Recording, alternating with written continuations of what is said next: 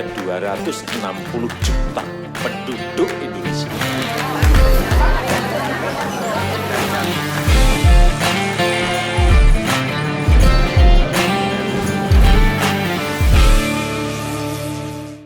Ada senyuman dari seorang suster, seorang biarawati Katolik perempuan asal Argentina bernama Cecilia Maria atau yang biasa dipanggil Suster Cecilia telah mengabdikan diri sebagai biarawati sejak umur 6 tahun. Pada tahun 2016 lalu disebutkan bahwa Suster Cecilia mengidap penyakit kanker lidah yang ternyata telah menyebar hingga paru-parunya. Berita sakitnya sang suster menyebar begitu cepat hingga mendapat perhatian dari pemimpin Katolik dunia Paus Fransiskus. Di hari-hari terakhirnya tersebar foto yang sangat mengharukan. Dalam foto tersebut, sang suster terlihat sedang tersenyum lebar yang menggambarkan kedamaian dalam dirinya di tengah penderitaan sakitnya. Sebelum kematiannya pun, Suster Cecilia sempat menuliskan harapan terakhirnya. Jika kematiannya datang, ia menginginkan agar orang-orang mendoakannya, namun ia juga ingin orang-orang untuk tidak lupa melakukan selebrasi setelah berdoa. Pada 23 Juni 2016, akhirnya Suster Cecilia menghembuskan nafas terakhirnya.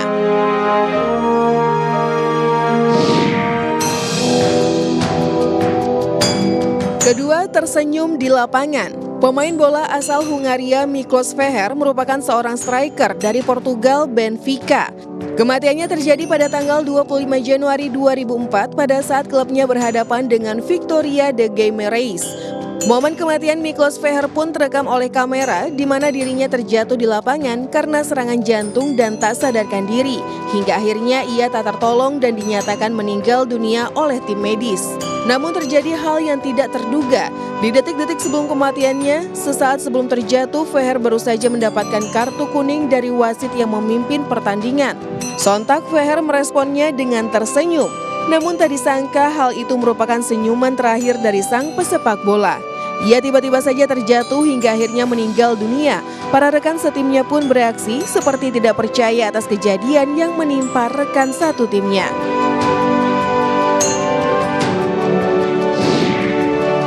Terakhir, kisah kematian Chester Bennington. Siapa yang tidak mengenal band asal Amerika Serikat Linkin Park yang terkenal dengan lagu-lagunya yang sering berada di tangga lagu teratas dunia. Pada tanggal 20 Juli 2017, Linkin Park harus kehilangan vokalisnya akibat bunuh diri. Hal ini tentunya mengagetkan semua orang, khususnya para fans dari band tersebut. Namun di balik kematian Chester ternyata ada suatu hal yang mengharukan. Beberapa bulan setelah kematiannya, sang istri Talinda Bennington memposting video Chester yang diambil 36 jam sebelum kematiannya di Twitter. Dalam video tersebut terlihat Chester sedang bermain games permen bersama rekan dan keluarganya. Di dalam video pun nampak Chester tersenyum dan beberapa kali tertawa seakan-akan tidak akan terjadi apa-apa. Siapa yang menyangka beberapa jam kemudian ia memutuskan untuk mengakhiri hidupnya. Itu tadi beberapa kisah tentang orang-orang yang terlihat bahagia sebelum menemui kematiannya.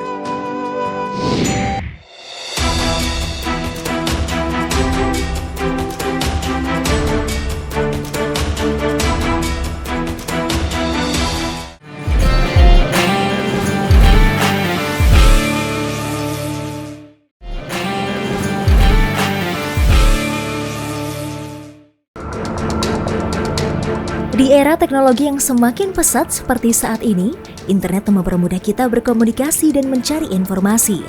Tapi, sudahkah kita mengenal penemu internet? Dialah Leonard Kleinrock, asal Amerika Serikat yang lahir pada 13 Juni 1934. Kali ini Top Files sudah merangkum Leonard Kleinrock untuk Anda. Sejak muda, Kleinrock sangat tertarik dengan dunia teknologi. Tahun 1951, ia pun masuk ke sekolah yang fokus mempelajari teknologi yaitu Bronx High School of Science. Di sekolah tersebut, Kleinrock sering melakukan percobaan pada jaringan komputer, hanya untuk mengasah bakatnya. Penemuan terbesar, tahun 1957, Kleinrock mendapatkan gelar sarjana teknik elektro dan ilmu komputer dari City College of New York. Kleinrock kemudian menjadi pengajar di Universitas California Los Angeles atau UCLA. Di tempat inilah penemuan terbesarnya yaitu internet lahir. ARPANET, jaringan pertama. ARPANET merupakan jaringan komputer pertama yang dibuat Kleinrock. Pesan pertama Arpanet dikirim oleh mahasiswa programmer UCLA, Charlie Klein pada tanggal 29 Oktober 1969. Ia dibimbing oleh CleanRock untuk melakukan transmisi pertama menggunakan teknologi jaringan yang diberi nama internet. Awalnya CleanRock mengirim transmisi sebuah kata yaitu login. Namun sambungan ini hilang tepat sebelum huruf G. Jadi hanya dua huruf yang terkirim yaitu L dan O yang muncul pada layar di Stanford Research Institute dengan jarak 314 mil. Walau percobaan pertama tersebut gagal, tapi CleanRock senang karena telah berhasil melakukan transmisi jarak jauh lewat jaringan komputer pertama kali di dunia.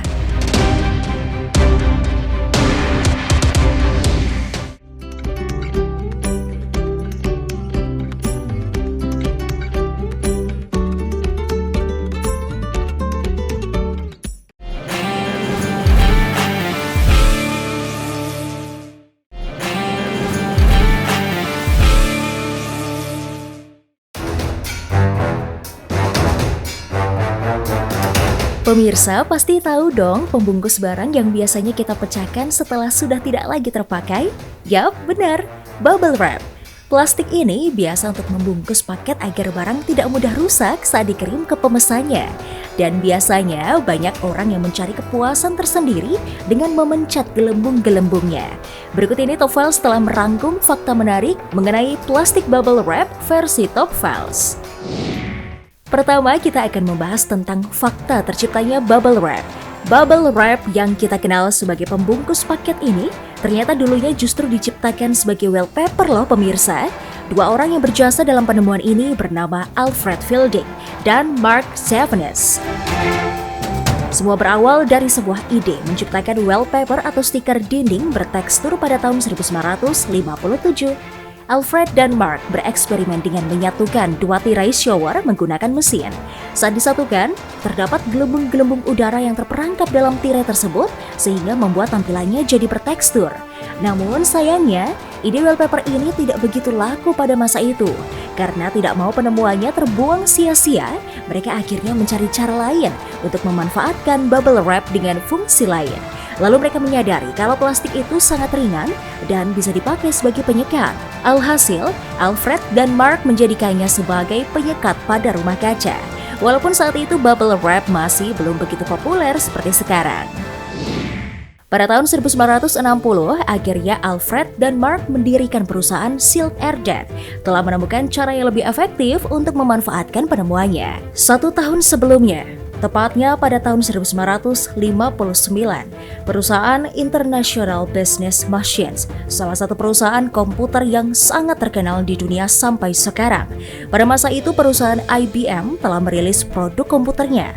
Salah seorang marketer di Silk Air Milk, Alfred dan Mark bernama Bowers menawarkan ide untuk menjadikan bubble wrap ciptaannya sebagai pelindung komputer produksi IBM saat dikirim ke tempat lain. Dari situlah awal mula bubble wrap dikenal hingga sekarang sebagai pelindung paket agar tidak mudah pecah saat dikirim. Fakta, bubble wrap bisa menjadikan penghilang stres. Tidak sedikit penggemar bubble wrap yang sangat suka menekan gelembungnya sampai meletus. Kebiasaan ini pun terkadang banyak orang melakukannya tanpa sadar. Karena memang faktanya menekan gelembung bubble wrap sampai pecah itu menimbulkan rasa yang melegakan bagi penikmatnya. Bahkan, menekan bubble wrap ini tidak memandang usia karena banyak yang ketagihan. Walaupun hal ini bisa dibilang membuang-buang waktu, ternyata menekan bubble wrap punya manfaat dari sisi psikologis loh pemirsa. Seorang profesor psikologi di Western New England College pernah melakukan eksperimen kepada 30 mahasiswanya. Ternyata 75% dari mereka merasakan perasaan yang lebih tenang, lebih berenergi, dan berkurang rasa lelah setelah meletuskan gelembung-gelembung bubble wrap. Fakta, demam bubble wrap di berbagai negara belahan dunia. Ternyata demam memencet bubble wrap tidak hanya populer di Indonesia saja nih pemirsa. Banyak negara di belahan dunia yang juga menggemari kebiasaan memecahkan gelembung bubble wrap. Salah satunya Amerika Serikat. Pada suatu hari perusahaan Silk Air produsen bubble wrap besutan Alfred dan Mark yang berlokasi di Amerika Serikat ini pernah memproduksi bubble wrap yang tidak bisa dipencet. Dan mereka menamai produknya itu dengan nama iBubble Wrap. Apabila bubble wrap dipenuhi gelembung-gelembung kecil yang bisa diletuskan, berbeda dengan iBubble Wrap yang justru berbentuk lembaran plastik datar diisi dengan udara. Namun ternyata inovasi ini memancing gelombang protes dari masyarakat Amerika Serikat. Banyak penggemar bubble wrap menolaknya karena menganggap iBubble Wrap tidak ada esensinya. Bahkan ada orang yang bikin petisi agar iBubble Wrap tidak diproduksi kembali oleh perusahaan milik Alfred dan Mark. Nah pemirsa, itulah fakta menarik tentang bubble wrap yang telah berhasil Novels rangkum untuk Anda.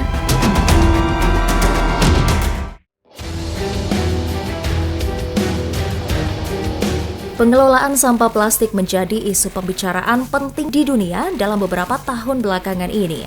Seperti yang kita sadari bersama bahwa sampah dari material ini jika tidak dikelola dengan baik akan merusak bumi kita tercinta. Perlu diketahui dari 8,3 miliar ton plastik yang diproduksi sejak tahun 1950, hanya 9% dari jumlah tersebut yang berhasil didaur ulang. Sementara sisanya masih menumpuk mengotori lingkungan. Botol-botol minuman merupakan jenis sampah plastik yang paling banyak ditemukan. Betapa tidak, peredarannya mencapai sekitar 480 miliar botol di seluruh dunia, atau sekitar 1 juta botol plastik per menit. Perlu diketahui, butuh waktu 3 generasi manusia atau 200 tahun untuk mengurai botol minuman bersoda yang terbuat dari bahan aluminium. Itu pun dalam keadaan tanah yang normal dan sampah tidak tertumpuk dengan sampah lain.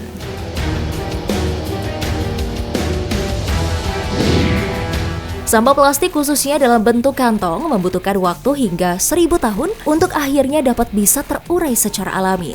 Berbeda dengan beberapa jenis sampah lain yang tidak membutuhkan waktu selama itu untuk dapat busuk dan terurai menjadi tanah. Kertas koran misalnya, sampah jenis ini perlu waktu hingga 6 minggu untuk terurai.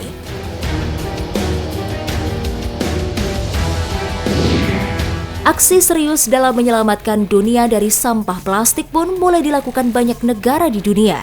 Afrika Selatan yang paling ketat salah satunya. Negara ini memberlakukan aturan pelarangan sejak 2003. Toko yang kedapatan memberikan tas plastik akan didenda hingga dihukum kurungan penjara. Menurut PBB, sampah plastik yang tersebar di lautan membunuh sekitar 1 juta burung laut dan 100.000 hewan laut setiap tahun. Selain itu, lebih dari 90% burung dan ikan diyakini memiliki partikel plastik di perutnya, yang dikarenakan pecahan plastik tersebut tersebar menjadi potongan-potongan kecil di laut, yang kemudian dikonsumsi oleh ikan dan hewan laut lainnya.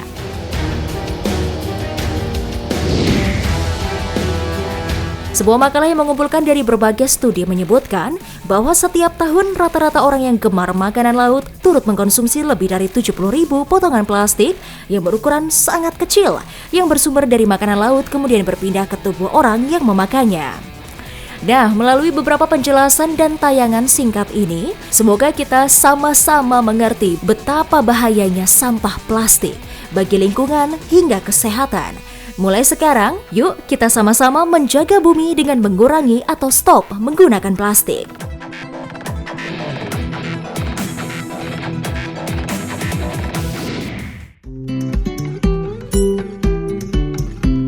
Pasar adalah tempat transaksi jual beli.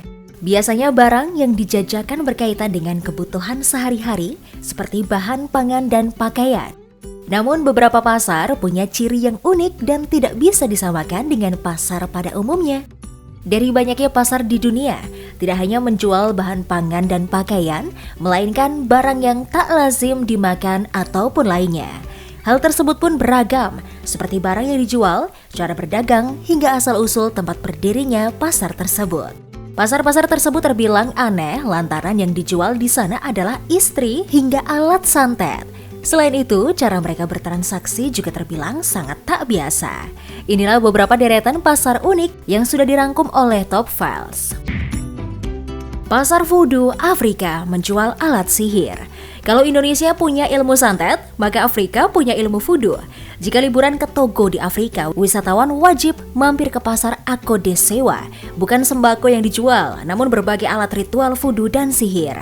Pasar ini berada di daerah Benin, Afrika Barat, dan pasar ini dipenuhi dengan pemandangan eksotis menyeramkan di mana terdapat banyak tulang belulang hewan yang telah dikeringkan. Meski menyeramkan, namun karena keunikannya banyak para wisatawan yang penasaran dan mengunjungi voodoo market ini. Simpanse hingga hati kuda ada di tempat ini. Selain itu, pasar ini juga menyediakan kerajinan tangan seperti gelang, kalung, atau topeng yang khas dari Benin untuk dijadikan sebagai oleh-oleh.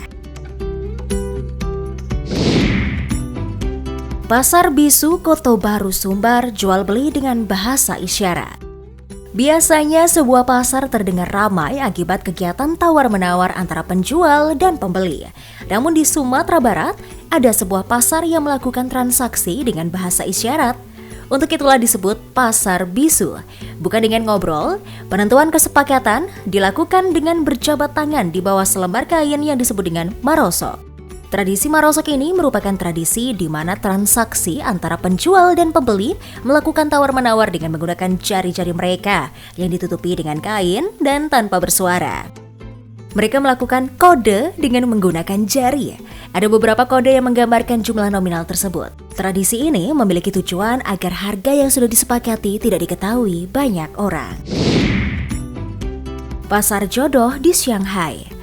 Jika sebagian orang memanfaatkan status kencan atau perjodohan untuk menemukan teman hidup, beda hal dengan para jomblo di Cina yang memanfaatkan pasar sebagai wadah mendapatkan jodoh. Salah satu yang dilakukan penduduk negeri tirai bambu itu adalah dengan menghadirkan pasar jodoh yang ramai dikunjungi para orang tua yang ingin anaknya segera dipinang. Dilansir Amusing Planet, setiap hari Sabtu dan Minggu siang hingga pukul 17 waktu setempat, tak peduli bagaimanapun cuacanya, masyarakat memenuhi pasar jodoh yang digelar di Taman Rakyat di Shanghai, Cina. Kebanyakan yang datang adalah para orang tua yang memiliki anak masih berstatus lajang. Tujuannya adalah untuk bergabung dalam pasar jodoh yang diadakan di sana.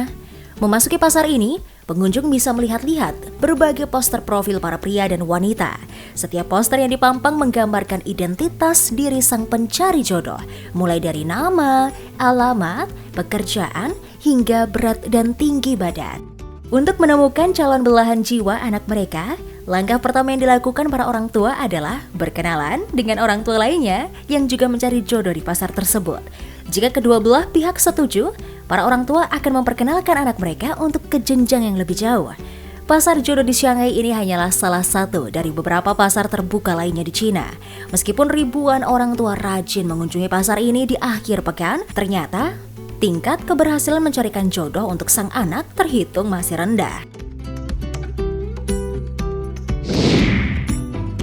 Pasar laba-laba di Kamboja. Biasanya Anda akan belanja banyak makanan jajanan pasar yang lezat. Tapi ketika mendatangi pasar ini, mungkin sebagian dari Anda akan kehilangan selera makan pemirsa.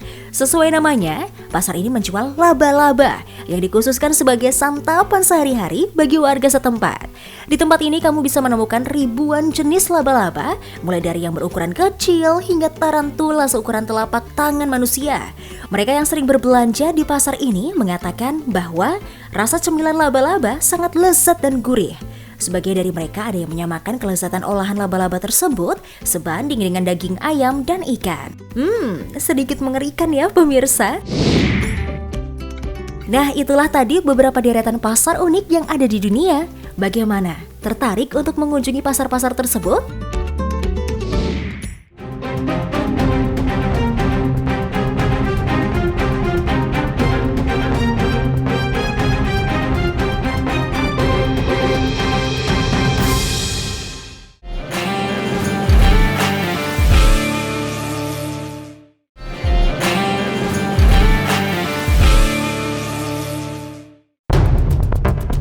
Pemilik kartu kredit tentu pernah melihat deretan 15 hingga 16 angka tertulis di bagian depannya. Angka itu memiliki arti yang bermacam-macam, mulai informasi akun hingga bank penerbit. Ketika kartu digesek, terminal atau pembaca kartu akan menggunakan strip magnet di bagian belakang yang menyimpan nomor kartu dan kemudian menentukan arah transaksi. Artinya, ia akan merutekan melalui jaringan dan bank yang benar untuk mendapatkan persetujuan. Disinilah letak fungsi setiap digit angka pada kartu kredit tersebut. Digit pertama atau 2 menunjukkan penerbit kartu. Jika kartu dimulai dengan angka 4, itu artinya Visa atau perusahaan pembayaran yang bekerja sama dengan banyak bank. Dan mayoritas banyak digunakan di negara-negara Asia. Sedangkan jika kartu dimulai dengan angka 5, berarti merujuk pada Mastercard atau merek kartu kredit yang fungsinya sama dengan Visa.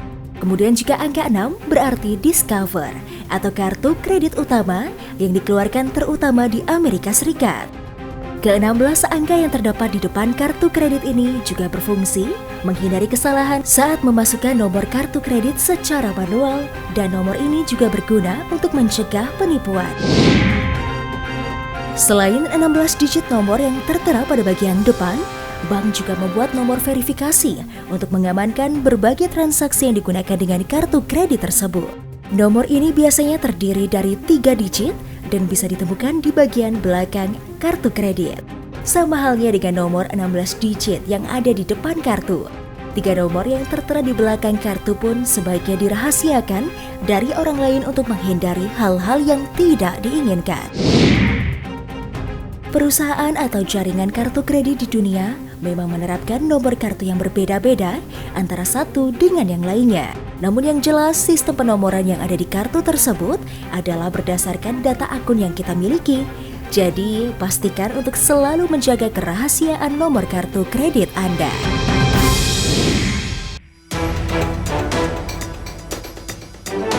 Selain punya kekuasaan, hampir semua raja yang ada di dunia juga memiliki harta kekayaan yang berlimpah, guys. Kekayaan mereka tentu tidak datang begitu saja ya guys, tapi kebanyakan raja-raja yang kaya karena memiliki sumber daya alam melimpah seperti minyak bumi. Salah satunya Raja Salman bin Abdul Aziz Al Saud. Ia termasuk salah satu raja yang memiliki kekayaan melimpah loh guys. Masih ingat kan bagaimana gaya hidup mewah Raja Salman saat berkunjung ke Indonesia? Nah, selain Raja Salman, ada satu raja lagi yang tak kalah tajirnya. Ia adalah Sultan Brunei Sultan Bolkiah yang dijuluki Raja Muslim terkaya di muka bumi. Kira-kira lebih kaya yang mana ya pemirsa? Berikut Top Files telah merangkumnya untuk Anda. Jumlah kekayaan. Menurut perhitungan majalah Forbes, total kekayaan keluarga kerajaan Arab Saudi mencapai 1,4 triliun dolar atau 18.620 triliun rupiah. Kekayaan Raja Salman sendiri sebesar 18 miliar dolar AS atau setara dengan 240,8 triliun rupiah. Sedangkan Sultan Brunei kekayaan bersihnya mencapai 28 miliar dolar Amerika Serikat atau sekitar 411 triliun rupiah. Bahkan tersiar kabar bahwa Sultan Hasan al-Bolkiah mendapatkan warisan dari sang ayah Sultan Omar sebesar 583 triliun rupiah. Istana pribadi. Baik Raja Salman dan Sultan Bolkiah sama-sama memiliki istana pribadi yang mewah. Sultan Bolkiah memiliki istana bernama Istana Nurul Iman yang terletak di Brunei Darussalam dan masuk ke dalam Guinness World Records. Istana Nurul Iman memiliki fasilitas mewah dengan 257 kamar mandi, ruangan untuk 5.000 tamu, garasi berkapasitas 110 mobil, dan kandang kuda ber-AC. Sedangkan Raja Salman memiliki setidaknya 4 properti mewah, salah satunya Istana Tuwaik yang berada di Riyadh, Arab Saudi. Istana ini juga difungsikan untuk acara kenegaraan. Dibangun pada tahun 1985 dengan mengusung perpaduan konsep arsitektur modern dan tradisional. Selain itu ada juga Istana Erga yang dilengkapi fasilitas super mewah yang dipenuhi interior dan aksen furniture emas mulai dari bingkai foto, meja, dan kursi emas mengkilap. Selanjutnya kesamaan memiliki mobil mewah. Sultan Bolkiah kolektor mobil terbesar di dunia dengan koleksi lebih dari 7.000 unit mobil karena ia memiliki lebih dari 600 Rolls Royce, 450 jenis Ferrari, dan lebih dari 380 Bentley. Beliau juga memiliki mobil mewah 200 miliar dilapisi emas 24 karat loh pemirsa, yaitu mobil Rolls Royce Super. Sedangkan Raja Salman punya 200 unit mobil, salah satunya mobil mewah anti peluru Mercedes Maybach S600. Mobil ini disimpan apik di museum berbentuk piramida. Sumber kekayaan. Sultan Brunei juga punya ladang bisnis industri minyak dan gasnya. Industri inilah yang menjadi sumber kekayaan paling penting bagi sang sultan. Brunei juga berhasil memperoleh Hotel Dorchester di London dan Hotel Beverly Hills di California. Setelahnya ada 10 hotel bintang 5 yang dimiliki BUMN tersebut di bawah operator bernama Dorchester Collection. Sedangkan Raja Salman juga memiliki bisnis industri minyak yang menambah pundi-pundi uangnya dan menyumbang 90% pendapatan Saudi. Selain itu, tahun ini Arab Saudi merencanakan peluncuran maskapai penerbangan nasional kedua sebagai strategi meningkatkan pendapatan non-minyak. Pemirsa, itulah tadi perbandingan kekayaan Raja Arab versus Brunei.